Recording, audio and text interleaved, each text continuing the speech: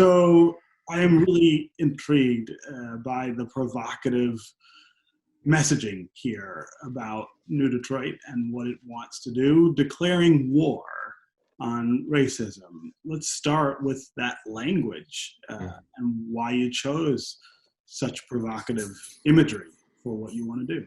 Mm-hmm.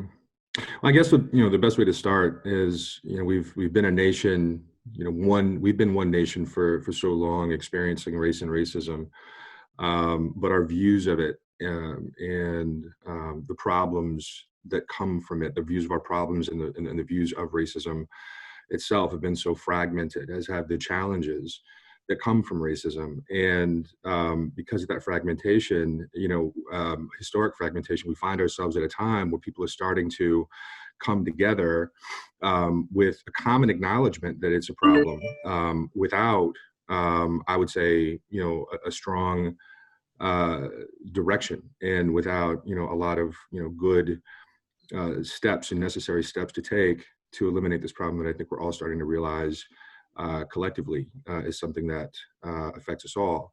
And so it was important for us to have a singular statement, much like the war on poverty or much like the war on drugs or the war on terrorism, that continued to galvanize people in a common direction. Do you feel as though that is significantly different than it was before? This idea of people coming together around the idea that this is a problem.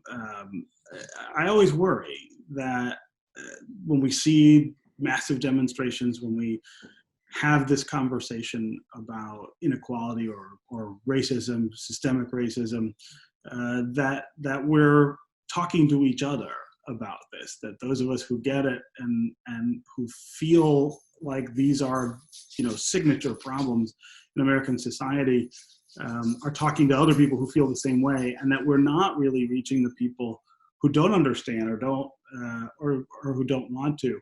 But this time I've heard a lot of people say that it seems broader and that it seems to be pulling people in who weren't in before. Is that your experience as well?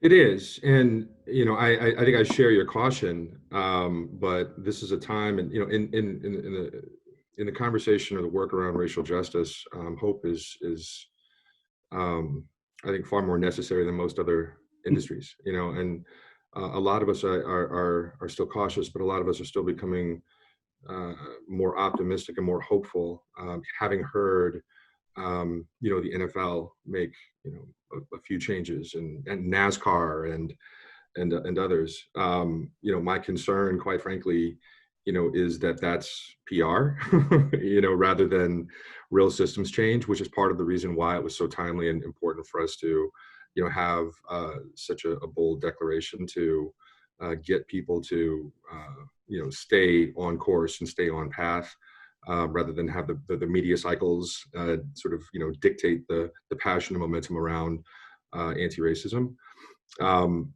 I get concerned when I hear, our president, say some of the things that he said recently, about, death by police and how, there's no disparity and things like that. So, I mean, because of the fragmentation that I mentioned earlier, I do go back and forth between hope and optimism about, around where we stand right now. But it just means that all of us who happen to be on the side that you mentioned, who talk about this stuff with such passion and urgency, that we continue to beat the drum and we continue to bring people back to the focus. Yeah. So let's talk specifically about this announcement of a war on racism. What will that mean? And what is the hope for substantive change there? What are the things that you're looking at as indicators that we might be winning the war on racism? Yeah, well, so there are some very practical first steps that were laid out in the declaration, having individuals start doing the work on themselves being one of them, right? I mean, we see captains of industry across the country say that they're committed to anti-racism now. I guarantee that many of them go back to their boardrooms and go back to their offices and say, okay, and wipe the sweat off their head, but now what do I do? The very first step is working on yourself, and that's laid out in the declaration. Beyond that, treating your organization and your institution, as an anti-racist establishment. And that means looking at anti-racism and the move toward it as important as the bottom line. Applying some of the same things that you do to your organizational focus, on the bottom line, like continuous improvement, and like doing, audits and understanding the data, around your bottom line is part of the success of many organizations. Doing the same sort of thing toward anti-racism is important. The amount of investment that needs to go into anti-racism and anti-racist work is substantial because it's so systemic, because racism is so systemic. And anytime we've ever had a big problem in this country or in the world, whether it's, mobility, getting from the East Coast to the West Coast, a massive capital improvement, a capital investment went into that. Getting to the moon, a massive capital investment went into that, dismantling, public health crises and issues like cancer, focusing on research. There was so much research and investment in that.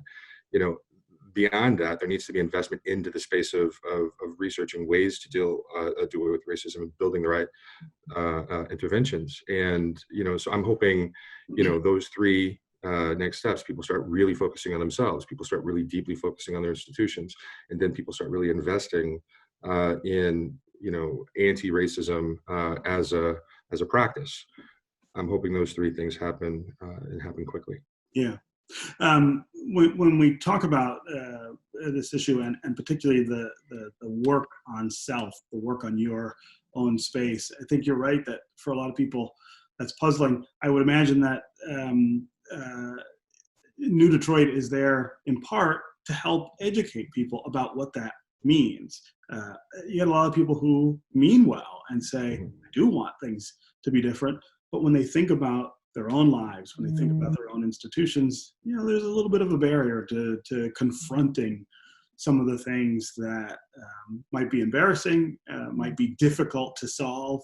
And I would imagine that New Detroit is, at least here, especially saying, hey, we can help shine a light on this stuff for you. Yeah, that's right. That's right. I mean, I've been here for about a year now, when the organization's been around for 50 plus years. And, we've developed tools, to have uncomfortable conversations. We're continuing to, we're taking the continuous improvement approach to our organization, the same way that we're calling other businesses to around anti-racism. We're building tools and continue to build tools to address this. Racism is a continuum. The interventions needed to address anything in a continuum also have to be comprehensive. So we're building things out for that. And, furthering that, I would say part of there's such a problem with racism, and there is such a stigma attached to it, right? And doing the personal work is hard, in part because there's such a stigma. If anyone's called an alcoholic or called mentally ill or whatever the case, the stigma that's attached to that makes it difficult for people to move into onto a journey of improvement, and it gets that much more compounded by more people in a whole institution, and there's risk attached to it, and that's one of the reasons it makes it such a hard thing to change. But we have to build out something that's for everybody and for every institution, and something that even gets to the point where if it's risky or if it feels uncomfortable to have these conversations, we have something for that too. So there's a continuous improvement on our side. There's a continuous improvement with our partners. There are many, many people individually and organizationally that are focused on this work, and we're all thinking right now about how to approach this with urgency.